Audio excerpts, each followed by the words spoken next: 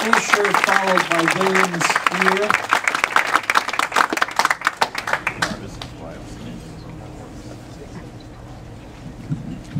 Hi, I'm Greg Fisher. I'm here in my role as a director for Americans for Legal Reform. My point is really short. I'm going to put a material safety data sheet into the record for aluminum oxide. Aluminum oxide is a known skin and eye irritant. She's speaking up right there. We're going to be spraying irritants into our airspace. Also, it's worse than that. Actually, I'm going to also submit a study from the American Thoracic Association, which links aluminum oxide particulates to pulmonary fibrosis.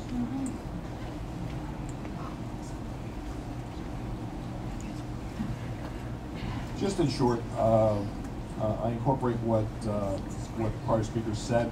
There is significant health risk from inhaling aluminum compounds, and Americans for Legal Reform supports this legislation wholeheartedly. Thank you. Thank you.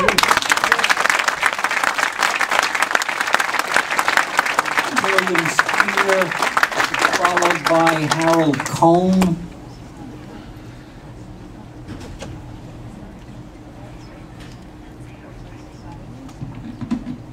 Thank you, ladies and gentlemen. This piece of legislation is absolutely necessary. And it is also necessary that we not forget the Constitution. And in the Constitution, it does mention promoting the general welfare. And this is in violation of that with all of the spraying that's going on. Also, we have to keep in mind the 10th Amendment to the Constitution, which says that all powers not given to the federal government, the states, reside with the states and the people. And the 10th Amendment has not been used enough.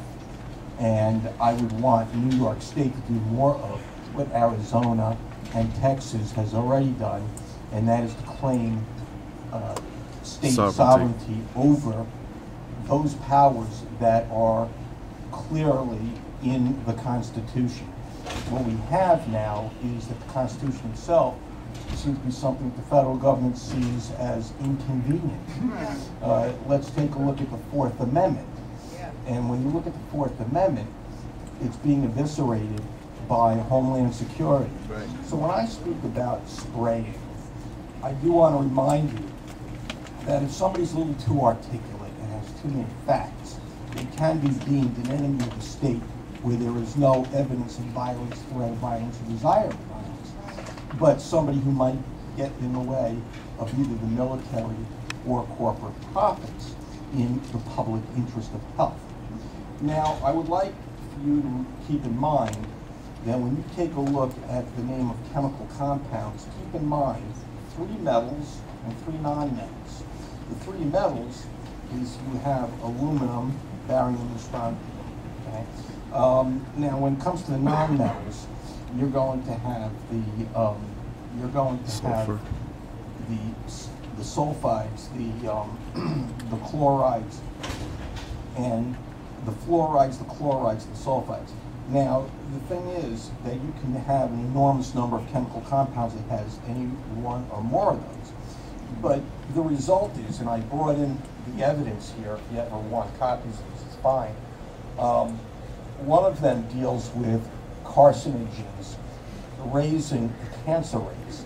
And the other one deals with lowering the fertility rates. The way the fertility rates have been lowered, and it was first discovered with frogs, and then it started to show up in terms of statistics involving people, is that first there's the obvious one, are lower sperm counts, but then was something less obvious, and that was the issue of women's eggs not being receptive. And that is where, well, what is normal is that the first sperm is accepted and all others are rejected. But the first sperm is now being rejected as all other sperm, and this means infertility inflicted on the woman. And what you find is that this coincides with higher rates of having chemical compounds ending up in the air and then percolating down into the ground every time it rains into the aquifer. And therefore it mixes with drinking water. So you're either breathing it or you're ingesting it. And what are the three items you have? You have aluminum, you have barium and strontium. Then you have, on the non-metal side, you have the chlorination, the fluorination, and the sulfides. And when you put all that together, we are having virtual chemical attack on us by our own government. Well, why would they do that? There's a number of reasons.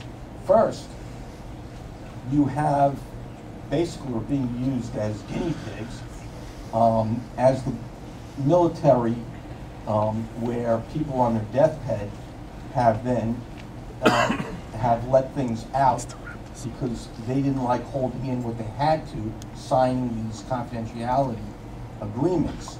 And these are not confidentiality agreements in order to protect the name of our agents overseas. And I want to keep secrecy of our names of our agents overseas until they get home. But what we're talking about here is secrecy over what is done that affects health.